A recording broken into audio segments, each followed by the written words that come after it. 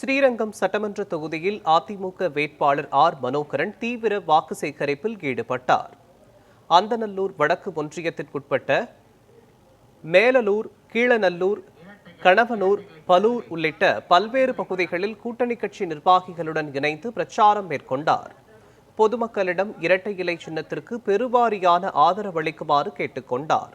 மேலும் திருவானைக்கோவில் பகுதிகளில் வீடு வீடாக சென்று ஆதரவு திரட்டினார்.